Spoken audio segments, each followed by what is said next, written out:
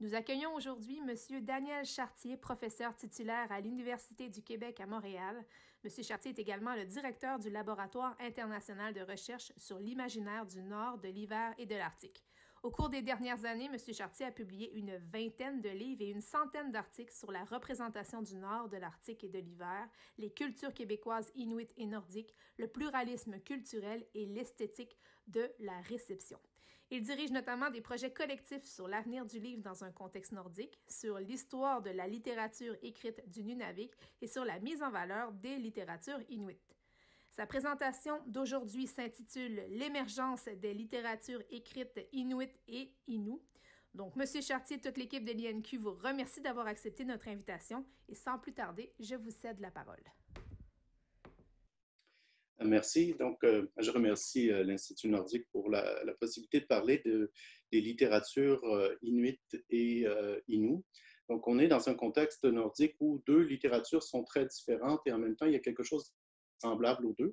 Donc, dans cette conférence, j'aimerais présenter le contexte socioculturel de la littérature inuite d'abord et ensuite de la littérature innu, mais aussi de vous présenter brièvement une dizaine d'auteurs qui sont parmi les plus importants de ces deux littératures émergentes. D'abord, si on parle de l'émergence des littératures, c'est bien des littératures écrites autochtones et c'est un phénomène qu'on retrouve partout dans le monde et particulièrement dans le Nord au début du 21e siècle. Donc, c'est un phénomène très récent. Et pour le Québec, la littérature innu est très près de la littérature québécoise. Elle partage, par exemple, les mêmes instances de consécration que la littérature québécoise, alors que la littérature inuite participe à un tout qu'on appelle circumpolaire, j'y reviendrai, et elle demeure à distance.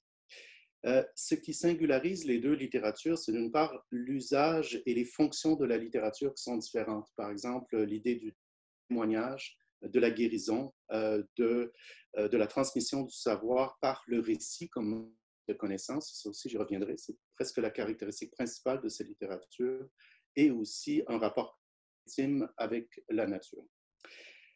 Les œuvres de Joséphine Bacon, Naomi Fontaine, Tamusi Krumak, Marie-André Gill permettent vraiment de découvrir un monde qui a longtemps été minoré des sociétés et des cultures des Premières Nations. Donc, on peut entrer de l'intérieur dans ces sociétés et voir les préoccupations des Inuits et des Inuits.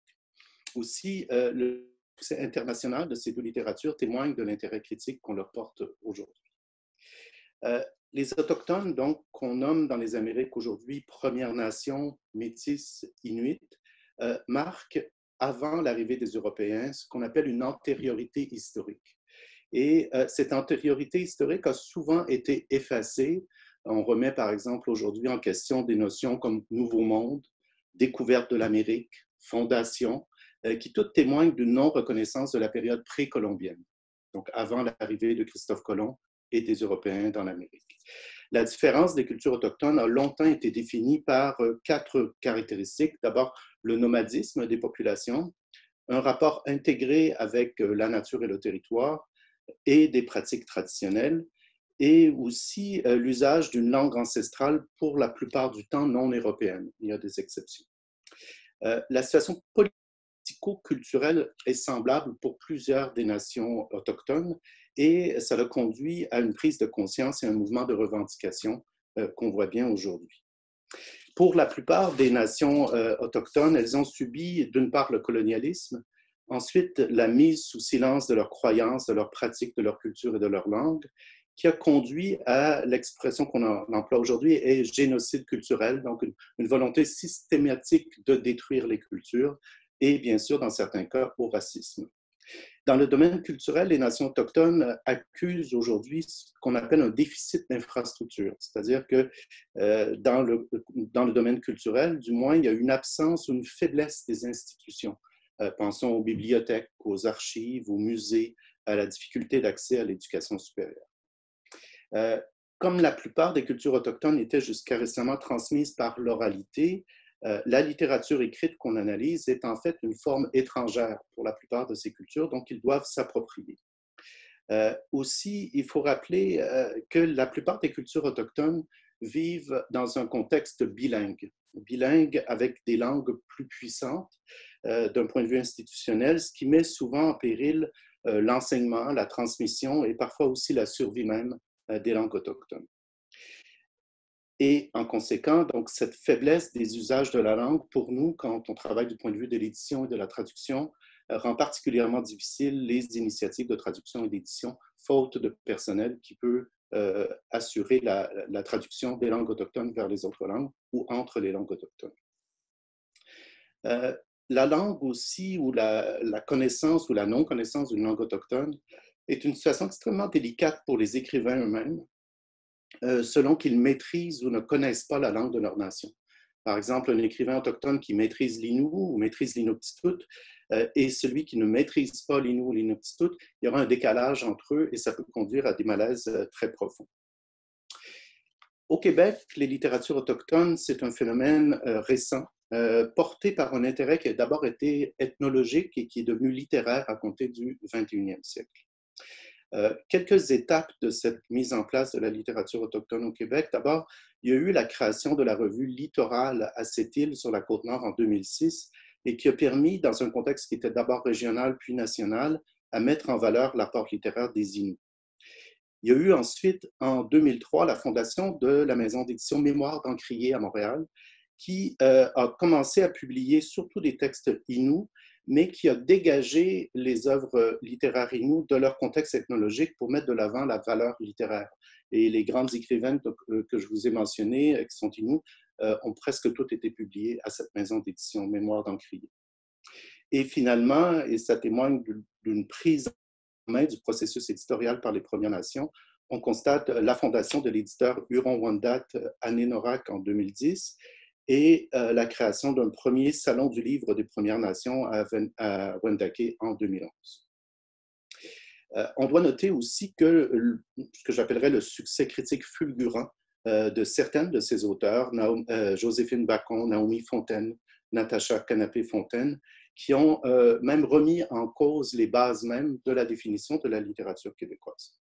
Dans le cas des Inuits, les éditions ont surtout été portées par l'Institut culturel Avatak et par les presses de l'Université du Québec. Donc, on a deux contextes d'édition et on verra que ça a conduit aussi à deux insertions des littératures bien différentes.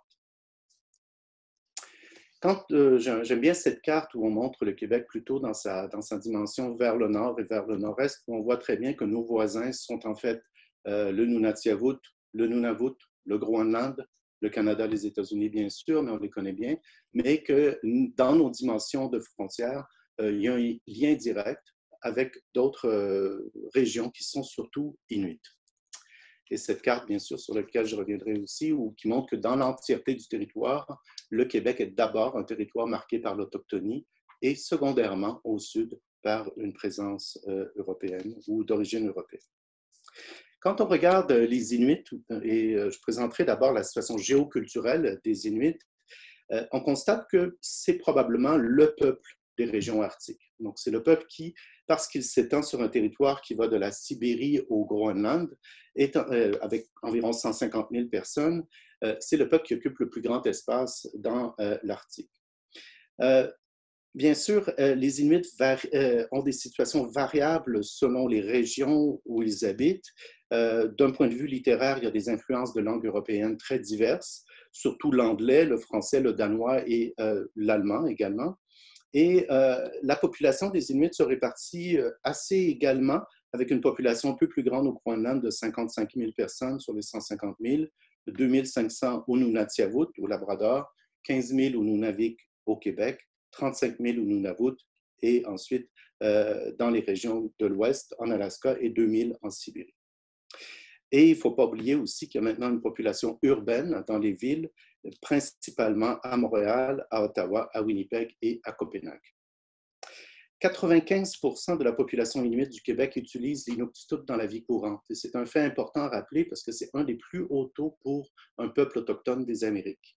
Bien sûr, ils sont loin, ils ont eu le colonialisme plus tard, et donc la langue est encore très active, notamment chez les jeunes, mais dans l'éducation, les jeunes qui commencent à étudier en inuktitut doivent très tôt choisir entre le français et l'anglais, ce qui crée une situation fragile pour la langue inuktitut. Quelle est la distinction entre les Premières Nations et les Inuits? On peut dire, et c'est toujours de marcher sur des œufs, utiliser ces termes parce qu'ils changent d'année en année, mais on appelle autochtones, donc Inuits, Premières Nations et Métis dans le cas du Canada, et les Inuits se distinguent des Premières Nations et réclament volontiers un statut particulier. On le verra par exemple à ce grand projet de création d'une ambassade culturelle autochtone à Montréal. Les Inuits ont tout de suite voulu se dissocier de ce projet et avoir plutôt leur propre centre culturel inuit à côté de celui des Premières Nations. Donc, une volonté continuelle et encore aujourd'hui de distinguer le rôle des Inuits des autres autochtones. Les raisons sont aussi historiques. Les Inuits sont arrivés beaucoup plus tard que les Premières Nations sur le territoire québécois. Leur langue n'a pas de racines communes avec les autres groupes autochtones. Et dans le contexte politique canadien, ce sont des Autochtones qui n'ont jamais été soumis à la loi sur les Indiens. Donc, ils n'ont jamais eu ce statut de réserve. Et aujourd'hui encore, on le voit, ils veulent des institutions séparées, l'Institut culturel Avatak, la Commission scolaire Kativik, la Corporation Makivik, etc., plutôt que s'associer aux Premières Nations. Par contre, d'un point de vue extérieur, on constate que les mêmes questions politiques se posent dans le cas des Inuits et dans le cas des Premières Nations en raison d'un colonialisme et d'un mouvement décolonial qui sont peu communs. On en vient donc à parler des effets de l'influence européenne sur la culture, sur la langue, sur le mode de vie des Inuits. Et c'est très semblable à ce qu'ont vécu les Premières Nations. D'abord, l'imposition d'un système social, politique et économique qui leur était complètement étranger et qui a des répercussions, par exemple, même dans la conception du temps. La temporalité a changé pour les Inuits à partir de l'arrivée d'un système social qui impose la présence au travail, qui impose des saisons, qui impose des délais qui sont plus marqués par les éléments naturels du territoire. Donc, ça a été assez violent, simplement pour cet aspect temporel. Bien sûr, comme dans les autres cas, il y a eu l'apparition de nouvelles maladies, délaissement de la culture traditionnelle, grave inégalité en éducation, dans les revenus, dans les services publics, et pour les gens, vraiment un sentiment de perte culturelle et l'augmentation des problèmes sociaux et familiaux, particulièrement par la violence et le suicide. Heureusement, je dirais, la faculté d'adaptation des Inuits est telle que ça a permis une réaction positive à quelques-uns de ces changements, notamment par la création de nouvelles institutions, j'en ai nommé quelques-unes, mais aussi tout le mouvement coopératif au Nunavik, l'adaptation culturelle par la sculpture, la lithographie, la chanson, le cinéma, les médias électroniques et aussi la littérature écrite.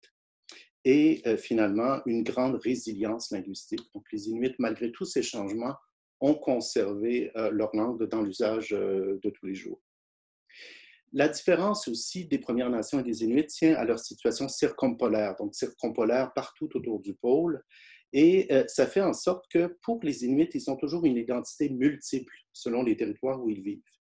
D'abord, ils ont une identité régionale très forte. Les gens du Nunavik se diront Nunavimiut, donc ils viennent du Nunavik. Du Groenland, ils se diront groenlandais. Donc une identité régionale, mais qui est aussi concurrencée par ce que j'appellerais un désir pan-inuit, un désir que l'ensemble des peuples inuits forment un tout et un seul peuple malgré leurs différences. Et aussi, c'est concurrencé par un attachement très varié aux États dans lesquels ils sont rattachés par administration. Le Canada, les États-Unis, le Québec, le Danemark. Par exemple, dans le cas des Inuits au Groenland, ils ont un attachement très fort à l'idée d'égalité promue par le Danemark. Dans le cas du Nunavik, on voit qu'il y a une ambivalence entre le Québec et le Canada, mais surtout une plus grande fidélité à l'État fédéral canadien. La littérature inuite se caractérise par, d'abord, je dirais, un très faible nombre d'œuvres écrites et publiées. On est dans la situation où il faut aller chercher les œuvres là où elles sont, dans des périodiques, sur le web, etc.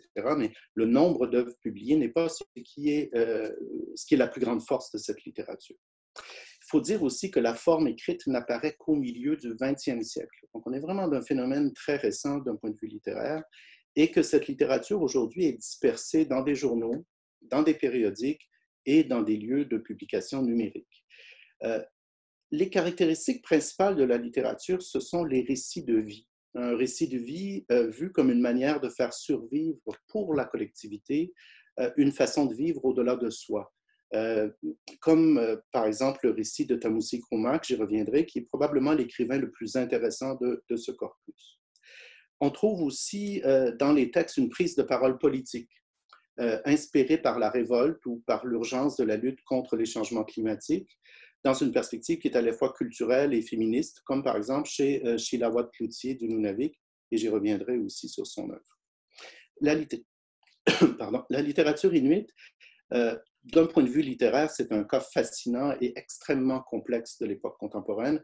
On n'a pas beaucoup dans le monde de littérature écrite qui naissent au 21e siècle. Donc, on n'est plus dans le contexte du 19e siècle où la plupart des littératures nationales se sont créées, ni dans celui du 20e, mais vraiment dans un siècle où il y a concurrence de différents genres et de différents médias. Donc, la littérature n'est plus au cœur de la culture comme elle était au 19e siècle, et pourtant émerge une nouvelle littérature.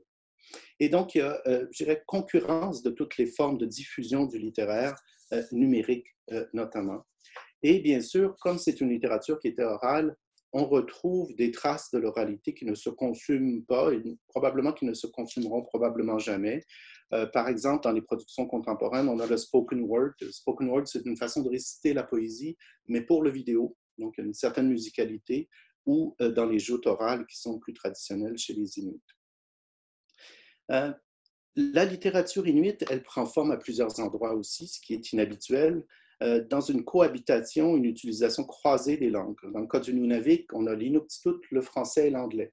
Donc, on a des textes écrits d'abord en inuktitut pour la majorité, une grande partie en anglais et quelques-uns en français. C'est aussi une littérature profondément ancrée dans sa réalité régionale, comme l'identité, mais qui a un fond culturel millénaire extrêmement important. Je donne l'exemple ici d'un conte sur les changements climatiques qu'on est en train de traduire du groenlandais vers l'inuktitut.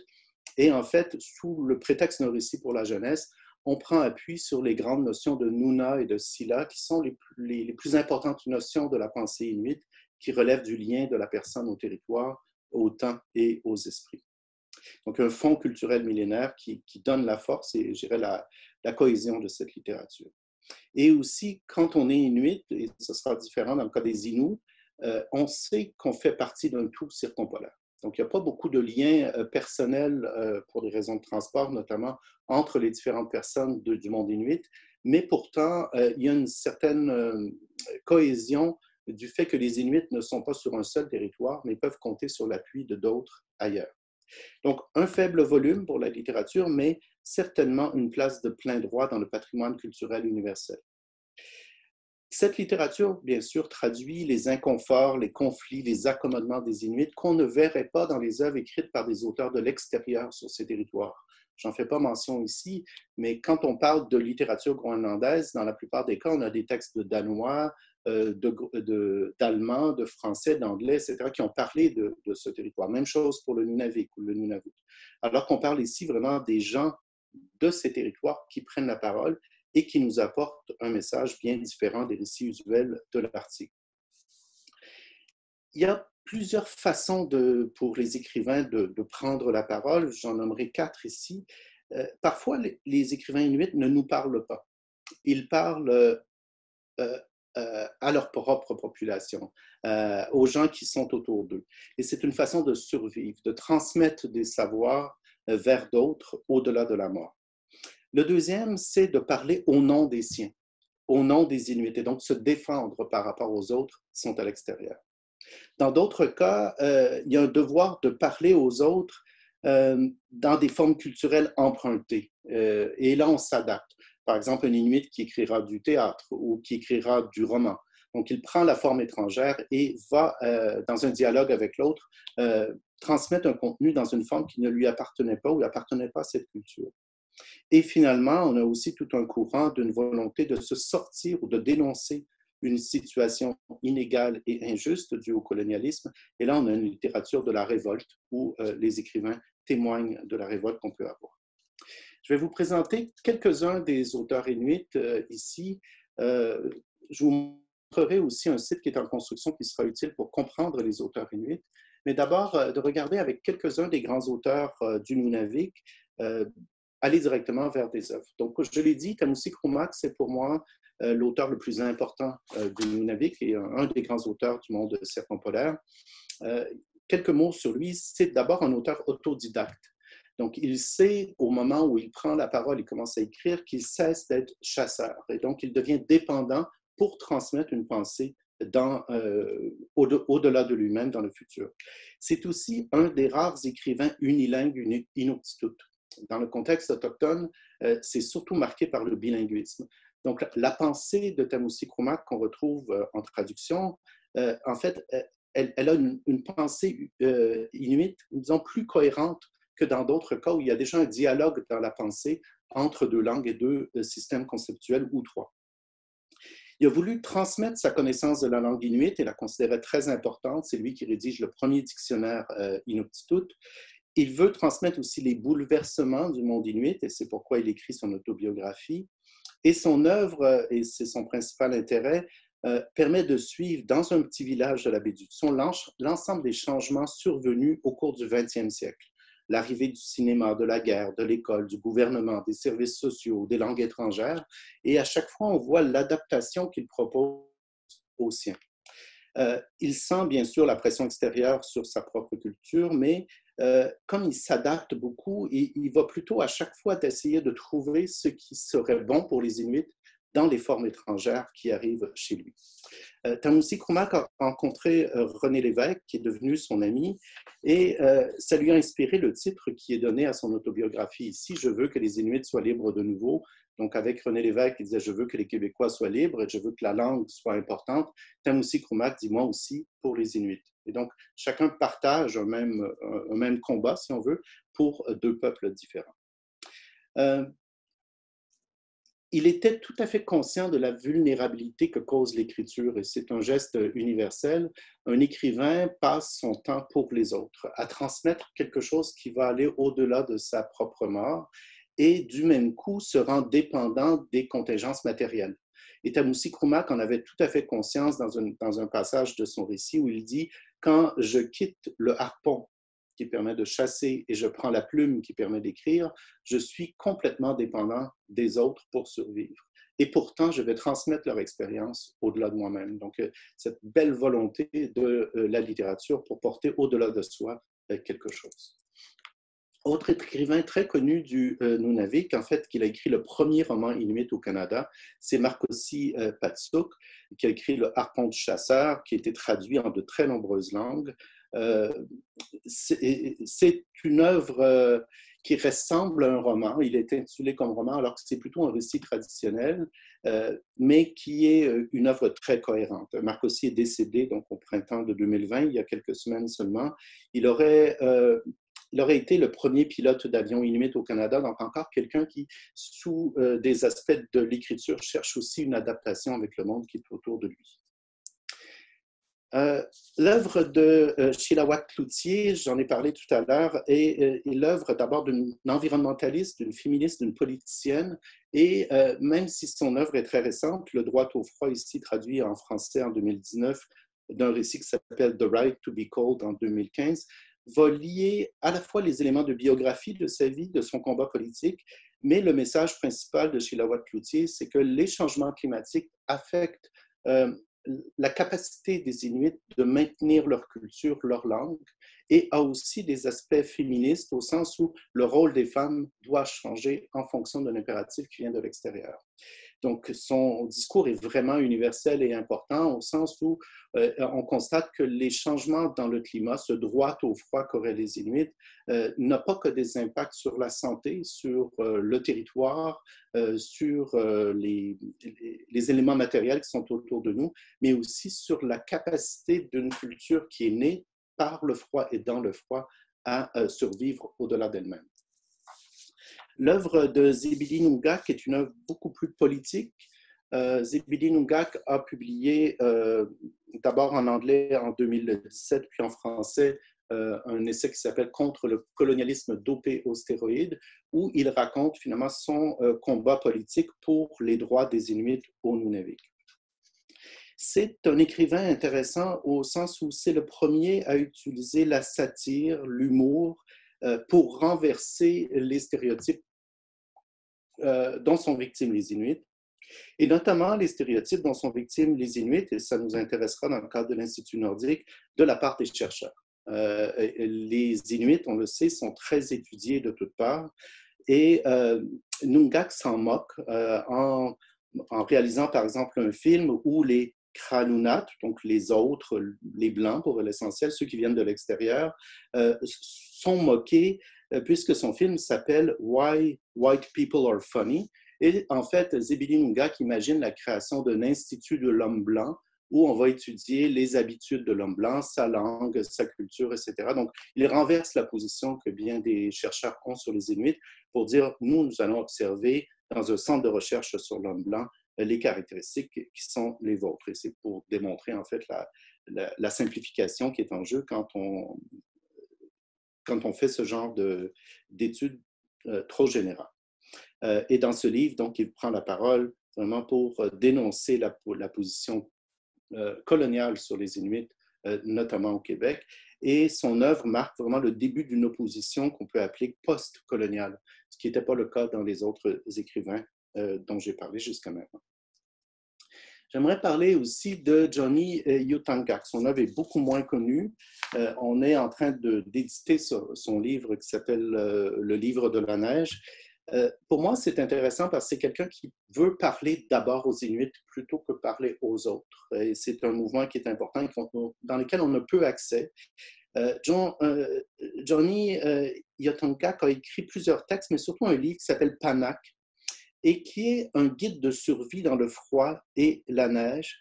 Il l'a diffusé sur Internet, mais pour lui, il y a vraiment une urgence culturelle et sociale, non pas à défendre la langue, non pas à défendre les changements climatiques, mais simplement à transmettre le savoir le plus fin des Inuits, qui est celui de la capacité à survivre dans un climat froid et dans le climat de la neige, qui est lié bien sûr à des expressions et à des concepts inuits.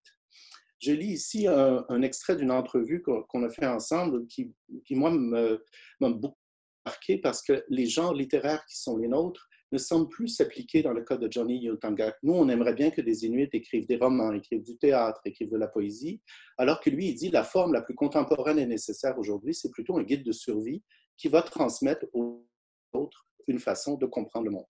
Il disait donc, je sais que les miens ont vraiment besoin de lire ce livre, le livre de la neige, dès que possible. La plupart d'entre eux n'ont aucune connaissance de la neige et ils ne savent pas comment agir avec elle. Apprendre à connaître l'entièreté de son territoire comme le creux de sa main, apprendre à connaître la neige, voilà les deux choses les plus simples au monde, mais voilà deux choses pour lesquelles vous devez être absolument déterminé pour arriver à bien les connaître.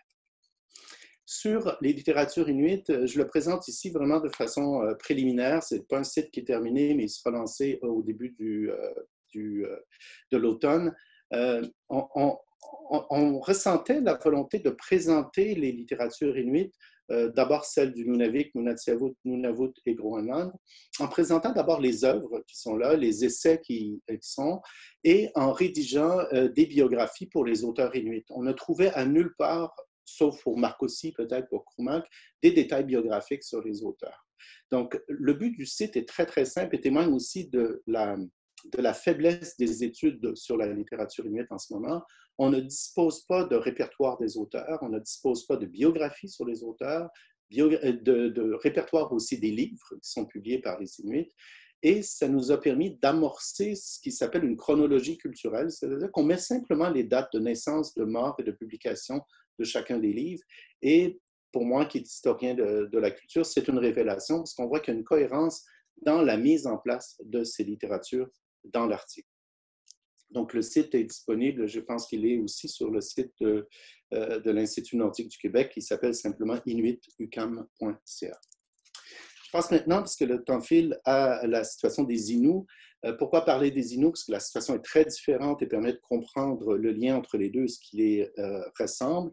D'abord, en parlant de la situation géoculturelle des Inuits. Inuits, donc, qui s'appelaient autrefois les Montagnais, c'est un peuple autochtone de la péninsule Québec-Labrador, un territoire qu'ils appellent le Nitassinan. Et comme Inuit, le terme Innu signifie simplement être humain. Et c'est important de le rappeler que dans la plupart des cultures autochtones, la façon de se désigner est d'abord en fonction du monde vivant autour de nous. Donc, Innu, Inuit, Ainu aussi, dans le cas des Ainu au Japon, signifie simplement être humain. Donc, avant de se distinguer des autres cultures, on se distingue de l'ensemble du monde vivant et matériel autour de soi. Par la suite, le terme Inuit et le terme Innu va changer de sens et désignera les gens de culture Innu ou les gens de culture Inuit par rapport aux autres. Mais au départ, ce n'est pas le cas. Les Inuits parlent le Innu Aimun, qui demeure une langue vivante, mais fragilisée. Je dirais 40% environ de la population arrive encore à le parler. Et ce qui nous intéresse d'un point de vue littéraire, c'est que c'est principalement par la littérature Innu que s'est ouvert le Québec à l'autochtonie littéraire et culturelle.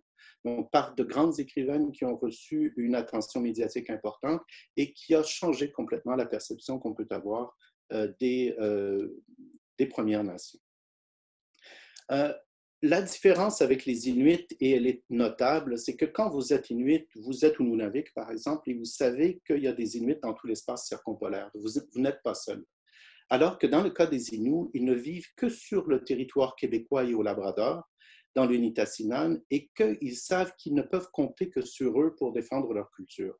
Donc, je dirais une couche supplémentaire d'urgence dans le cas des Inuits, en sachant qu'ils ne peuvent pas compter sur l'apport d'Inuits ailleurs dans le monde. C'est vraiment un aspect important et qui est marqué aussi pour la plupart des cultures des Premières Nations en Amérique.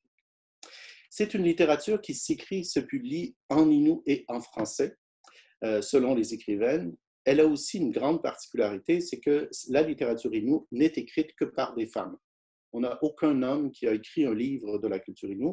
Il y a des chansons, mais c'est une littérature, donc, non pas féminine ou féministe, mais qui est écrite par des femmes, largement sous forme de poésie et qui a connu un succès national et international considérable.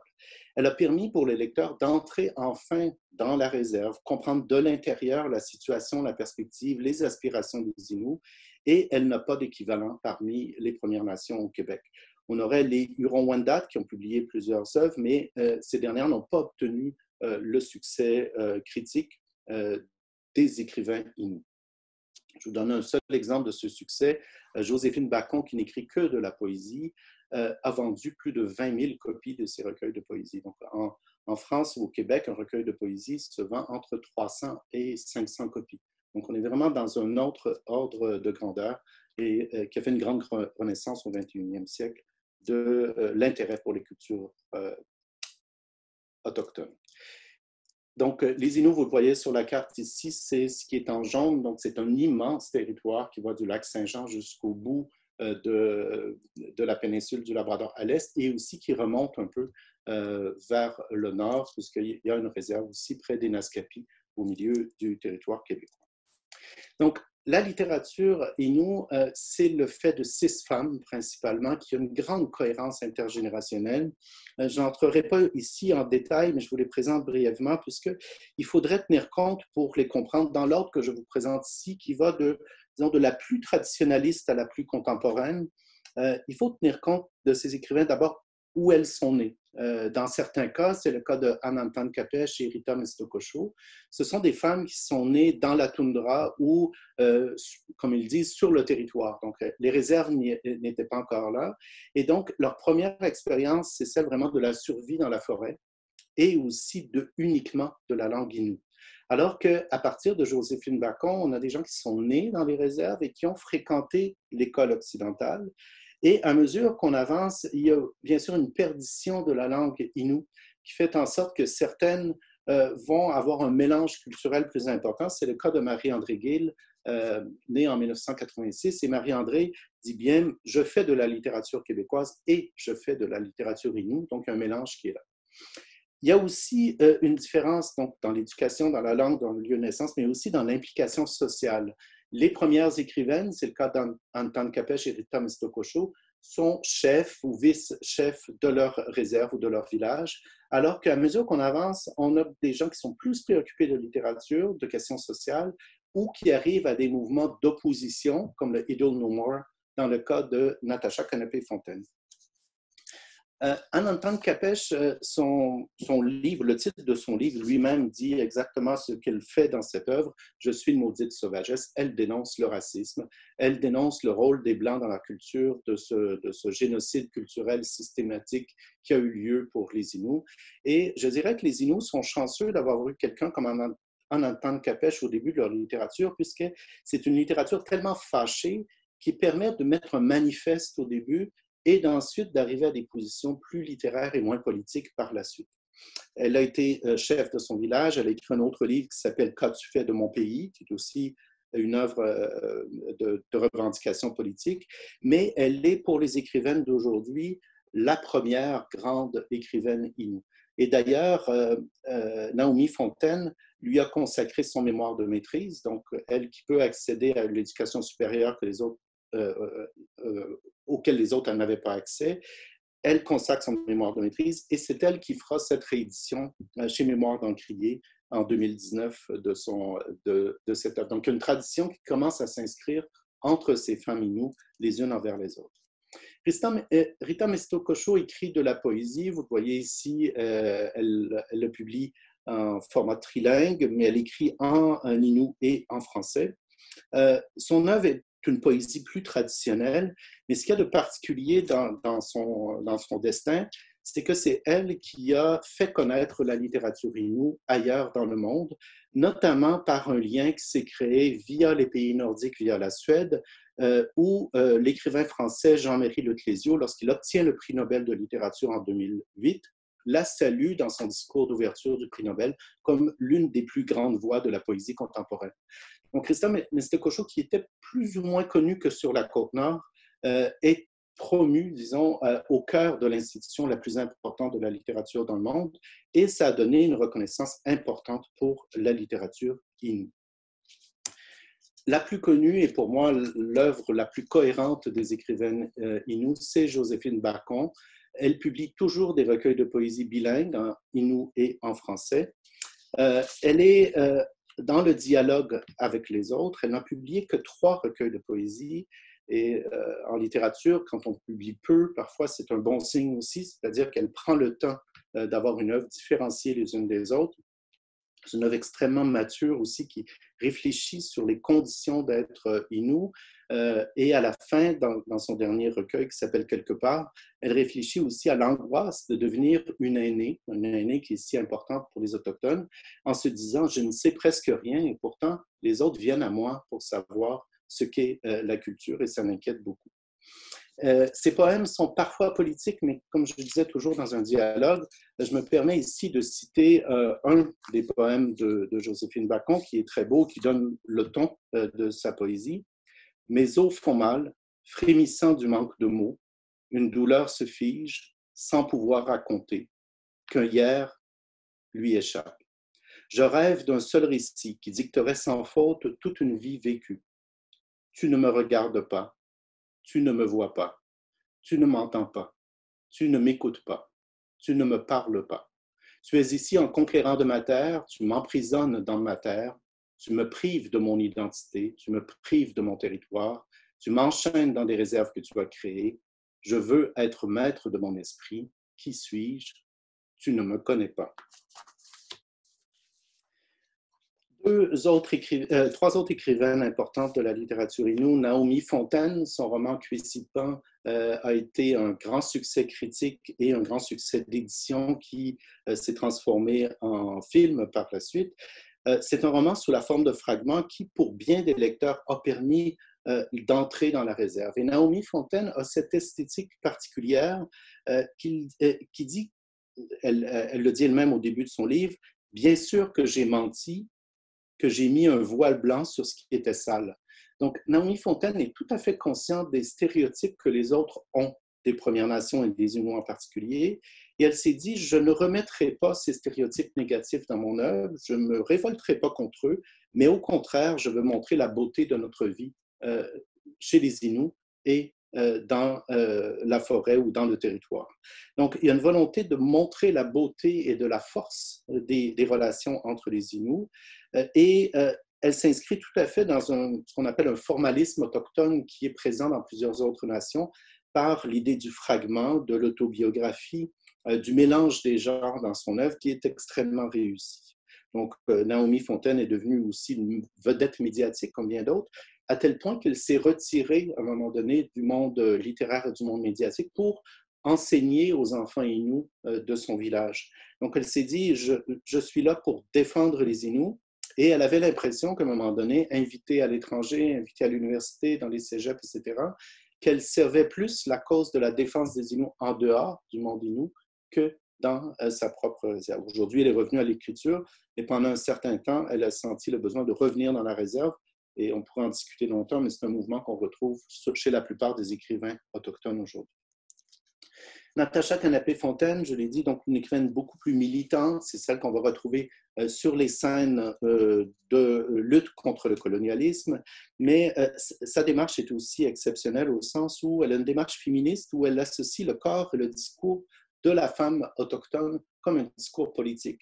Son vers le plus célèbre, « Je suis femme territoire », témoigne bien que par elle-même, par son corps de femme, elle veut lutter contre le caractère inhumain de la situation qui est vécue par les Inuits. Enfin, Marie-André Gill, une poète aussi d'une grande valeur littéraire, elle a arrivé à introduire une voix individualiste, intime et sexuée dans la littérature autochtone, ce qui n'est pas du tout évident. On s'en rend compte, la plupart des écrivains des littératures autochtones, et ce serait vrai pour toutes les littératures minoritaires, mais sont souvent associés à des mouvements de revendication collective, à des mouvements politiques, de défense, de rappel de l'identité. Par exemple, les œuvres autochtones doivent parler de la culture autochtone et non pas la liberté d'évoquer tous les autres sujets. Donc, les écrivains autochtones, et ce serait vrai pour les autres artistes, sont un peu des porte-paroles de leur culture. Et il arrive en entrevue, par exemple, qu'on reçoive Naomi Fontaine ou Joséphine Bacon, et plutôt que parler de leur œuvre littéraire, on leur demande la situation sociale ou la situation politique des Inuits, alors que ce n'est pas vraiment leur rôle comme écrivain de parler de ces questions et ils ne sont pas mandatés. Donc, arriver, comme le fait Marie-André Gill, à une position très intime où la sexualité est encore présente, c'est le rappel aussi que le colonialisme déprive les individus de leur individualité, du pouvoir d'être contre les autres, du pouvoir d'être un individu libre qui façonne son identité comme bon lui semble. Et Marie-André Gill le fait par l'ironie, le fait par un mélange des cultures entre la culture québécoise et la littérature Innu, et aussi en mettant de l'avant vraiment des débats intérieurs par la poésie. Donc, la grande cohérence de cette série littéraire, et je dirais que la littérature Innu est chanceuse d'avoir toutes ces voix qui dialoguent entre elles et qui forment vraiment un éventail important de la littérature. On ne sait pas si ça va se poursuivre, ça peut être un micro-phénomène qui s'arrête, mais j'ai l'impression qu'il y a ici le début d'une tradition qui pourrait instituer une littérature d'une façon différente. Contrairement à la littérature Innu qui est publiée en Inuktitut, traduite en français et en anglais, mais en dehors des circuits éditoriaux québécois, la littérature Innu est un cas plus complexe. Appartient-elle à la littérature québécoise? Appartient-elle à une nouvelle littérature Innu? C'est une question qu'on ne peut pas répondre pour le moment. L'importance historique de ces deux émergences, ce sera ma conclusion, c'est que depuis des siècles, on a des images de l'Indien, de l'Esquimau, largement diffusées par les missionnaires, par les scientifiques, par les explorateurs, par les écrivains aussi qui reprenaient toutes sortes de situations en milieu nordique ou arctique, mais dans des formes stéréotypées et souvent négatives. Aujourd'hui, non seulement on renverse les représentations sur les Premières Nations, sur les Inuits, mais on découvre des voix individuelles, on découvre des conflits, des aspirations différentes dans les communautés qui enrichissent bien sûr notre compréhension. Il y a souvent très peu de liens entre ce que j'appelle l'imaginaire du Nord conçu de l'extérieur et celui de l'intérieur. C'est deux systèmes discursifs qui fonctionnent presque séparément, mais le temps est révolu où on pense que l'image qu'on peut créer de l'Arctique vient uniquement de nous et est imposée par différents mécanismes que l'on contrôle.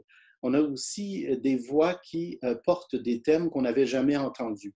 Et je me souviens, on lisait plusieurs romans à l'Université du Québec à Montréal du monde arctique, et la première fois qu'on a lu un roman inuit, l'étudiante était revenue à moi en disant ben, il n'y a aucun élément de l'imaginaire du Nord dans ce roman.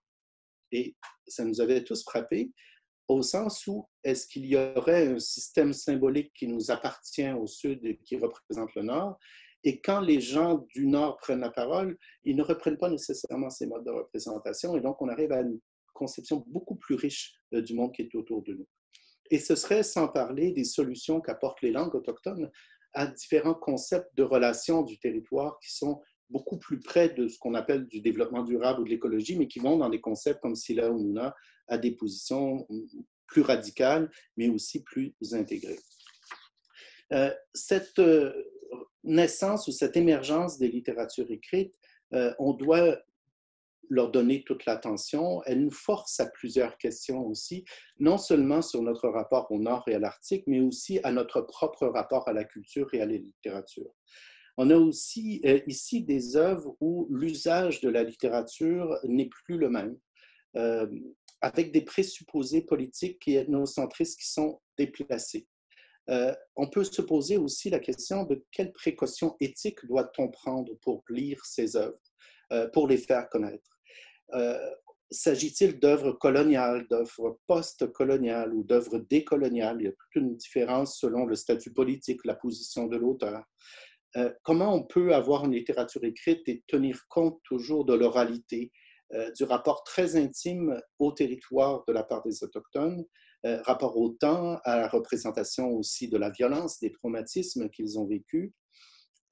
Et la question de notre rapport de compréhension du monde se pose aussi ainsi, comment accepter qu'un récit puisse avoir une valeur équivalente à la théorie pour expliquer le monde? Et ça, c'est la grande différence philosophique entre l'Occident et le monde autochtone. Pour moi, elle se trouve là. Le récit pour l'Autochtone s'ancre dans une réalité qui est vécue et témoigne d'une expérience. Et si on arrive, comme on le fait en Occident, avec une théorie qu'on applique à un contexte autochtone, elle sera irrecevable pour la plupart des Autochtones. Il faut d'abord parler de soi, il faut d'abord parler de ce qu'on a vécu, de ce que les autres nous ont raconté. Et donc, le récit devient un mode de transmission, mais aussi un mode d'appréhension du monde autour de nous.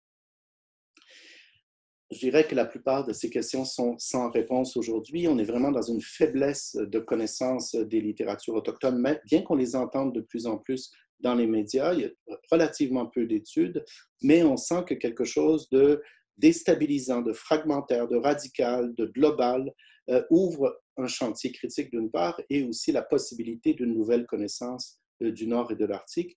Et donc, les questions qui sont posées par ces quelques œuvres, parce qu'on parle vraiment de 2 ou 3 rayons d'une bibliothèque seulement en termes de livres, eh bien, les questions que posent ces quelques œuvres sont de nature universelle et devraient donc nous intéresser tous et remettre en question aussi la façon qu'on appréhende, qu'on étudie et qu'on comprend le monde autour de nous.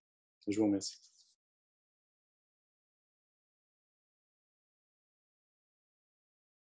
C'est vraiment un site qui est fragmentaire pour le moment. Quand vous regardez dans Auteurs Inuits, par exemple, on n'a qu'une dizaine d'auteurs, mais à la fin, il y aura environ 150 à 200 auteurs Inuits. Et pour chacun, on a dû rédiger une biographie. Donc, c'est un site qui sera trilingue à la fin, mais qui est la partie Inuktitut est en développement. Et pour chacun des auteurs, par exemple, chez Lawal Cloutier, on a aussi les livres qu'elle a publiés. Et on a cette chronologie culturelle inuite qui va être de plus en plus riche, au sens où, à chaque fois qu'on ajoute des auteurs, on ajoute aussi des éléments de la chronologie, mais qui nous permettent pour la première fois d'avoir une idée du développement de cette littérature. Et ce qu'on remarque, c'est vraiment à partir de 1970 et plus encore à partir du début du 21e siècle qu'arrive un grand nombre de publications de leur part. Mais ce sera un outil à la fois pédagogique pour les Inuits eux-mêmes, mais aussi pour les classes dans le Sud pour enseigner enfin cette littérature et savoir quels auteurs sont importants et quels auteurs ont publié. Merci, Daniel. Donc, pendant l'été, si je comprends bien, c'est une œuvre en évolution, puis vous allez ajouter des choses à fur et à mesure, c'est ça? Oui, le site est public depuis environ une semaine seulement, mais il sera lancé à l'automne. Donc, on vise d'avoir environ 150 auteurs. Et comme c'est le seul site sur la littérature inuite, l'idée, ce n'est pas d'être un site d'actualité, mais bien un site de référence où on pourra trouver les publications qui sont importantes et des des débuts de biographie pour les auteurs. Et on espère que les gens qui vont les lire vont nous écrire aussi pour témoigner des erreurs qu'on a faites, puisque comme c'est la première fois qu'on rédige les biographies, on se base vraiment sur les documents qui sont devant nous et ils sont parcellaires. Donc, c'est un site qui est en développement, mais qui permettra enfin d'avoir un outil pour enseigner et faire connaître la littérature inuit.